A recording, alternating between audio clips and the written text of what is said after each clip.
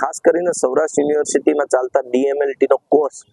કે જે આ વર્ષના જે વિદ્યાર્થીઓ છે કે જેણે પરીક્ષા માર્ચમાં આપી હતી અને આ પરીક્ષાનું રિઝલ્ટ એ ખૂબ જ ખરાબ એટલે કે 90% જેટલા વિદ્યાર્થીઓને ફેલ કરવામાં આવ્યા છે। ત્યારે ખાસ તો એ વાત છે કે ભાઈ જે એમાં બે પ્રકારની એક્ઝામ હોય છે, એક પ્રેક્ટિકલ હોય છે અને એક થિયરિકલ હોય છે। જ્યારે પ્રેક્ટિકલમાં મેજોરિટી વિદ્યાર્થીઓ પાસ છે અને જ્યારે ઇન્ટરનલની વાત આવી તો ઇન્ટરનલમાં ક્યાંક ને ક્યાંક વિદ્યાર્થીઓને આશંકા છે કે ભાઈ આ ઇન્ટરનલમાં એમની સાથે ક્યાંક અન્યાય કરવામાં આવ્યો હોય અને એવી માંગ છે કે ભાઈ ફરીથી પેપર ચેક કરવામાં આવે અને સારી રીતે પેપર ચેક કરવામાં આવે જેથી કરીને જે 90% જેટલા વિદ્યાર્થીઓ ફેલ થયા એમને ન્યાય મળે। અને અમે તો ખાસ માંગણી એ કરવાના છીએ કે ભાઈ જે ગ્રેસિંગ સિસ્ટમ છે કે એનો વિદ્યાર્થીઓને લાભ મળે જેથી કરીને વિદ્યાર્થીઓના ભવિષ્ય